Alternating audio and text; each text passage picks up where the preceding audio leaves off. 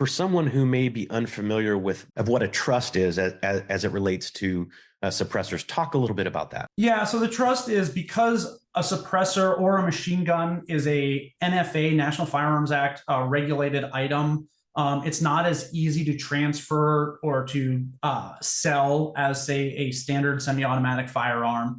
And so the trust was a vehicle that really came into vogue a few years ago to kind of be able to put all of your NFA regulated items into one place and then also add basically co-trustees or people that could have access to them, so that if you, Rich Nance, purchase the suppressor, but you want your wife to be able to use it, you can put her name on your trust, and then she now has permission. Because before, being an NFA regulated item, that possession of the item is kind of a sticking point. Like, if it is not yours, you are not supposed to have it. Yeah, even if it's exactly under your relative's name, that becomes. I can see how that would be kind of a mess. So yeah, not a bad idea to do. So it's a nice vehicle to both have your NFA items consolidated kind of in one place, and then control access to them is probably the best way I would put it.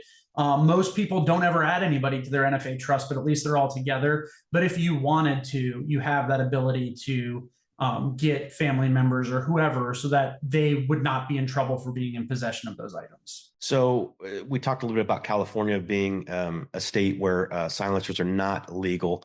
I believe they're legal in 42 states? 42. So it's like California, and then the typical Northeast states, you would think, and Illinois are kind of the holdouts on that situation, which is unfortunate for the people in those states, and hopefully changing soon. Are there any, is there any legislature that you're aware of that's hopeful that states like California may also allow suppressors? Yeah, so I do think that some of the recent cases, like the Bruin case in the Supreme Court, I don't know if that will have direct ramifications to this, but I think we have seen a bunch of court decisions that have gone in kind of the pro-gun, pro-freedom, way of things. I also think the incoming administration, you just kind of never know what'll happen, but I imagine there's going to be kind of far less tolerance for kind of the ticky-tack state-by-state regulations. We see it even in concealed carry licenses and permits. I think just recently introduced was that bill to allow your whatever state concealed carry permit to be acknowledged and valid in all of the states, and there's always been that move for kind of that national reciprocity. And I'm hoping that kind of everything is, I think, trending in the right direction to make these more accessible for everybody. That makes perfect sense. I mean, I think it's HR 218, if I'm not mistaken. So as a retired police officer, I'm able to carry in every state. And yeah, why wouldn't you have that same standard for private citizens? Yep. California is really weird because it's a May issue state. So you have to sort of justify your need to carry a firearm. And depending on what county you live in or what city you live in some instances, it's pretty easy to get a concealed carry permit. But in other areas where you live, no matter how good of a reason you have, which personal protection should be reason enough, in my opinion, but no matter what your valid reason may be, you can't have one. As an example, my son, who was, in his early 20s, he was managing a gun store in California that a buddy of mine owned. And so he's going into and out of that store, opening and closing, unarmed, because he can't have a concealed carry permit.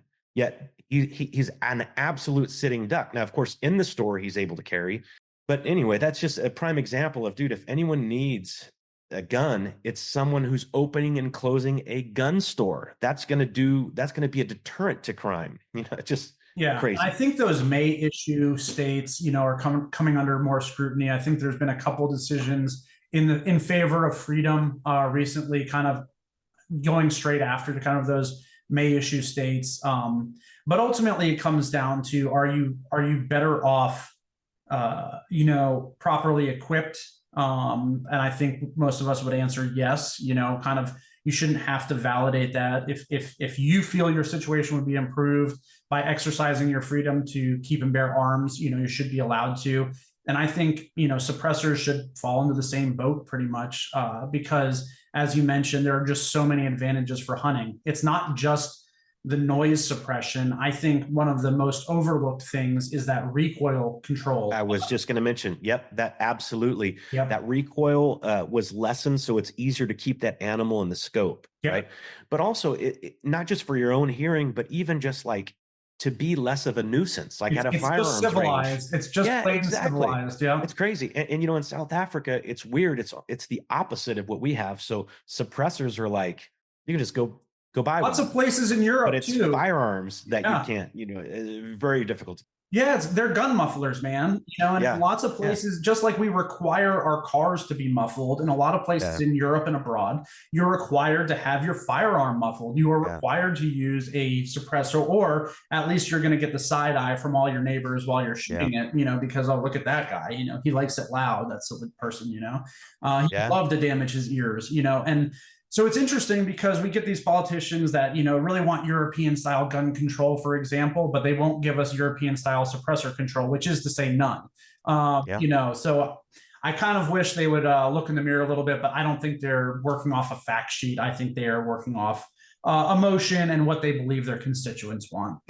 It's weird. I think somebody watched, the wrong James Bond movie or whatever, and decided that suppressors are this evil thing that's for assassins and everything. It's like that's like nunchucks being illegal because someone watched a Bruce Lee movie or something, and it just felt like this is the next thing that's going to be a deadly trend. It's like, I've worked with nunchucks a fair amount as a martial artist, and I'll tell you that a novice is much more likely to strike themselves with it than someone else. And a silencer or suppressor, no matter how quiet it may muffle, it's not going to be silent. It's not silent. It reduces the noise. Yep. For all the reasons we've talked about. But brings it's not like safe. Yeah, that's the goal. Some of them are pretty darn quiet, but they are not moving silent. It is not like. It is not like you see in the movies, especially on anything larger than a rimfire. You're going to have the report. But the nice thing is, and you alluded to this earlier too, is whether it's a hunting scenario or at the range, when the shot is much quieter, it's way easier to hear the reaction on target. So whether you're shooting steel, you're going to hear that ding, ding, ding, that clang, clang, clang a lot louder and a lot more clearly. When you're hunting game, I was just hunting elk in Montana a few months ago and shot an elk at 300 yards. And I'm telling you, I heard the sound of the meat slap louder than the sound of the shot.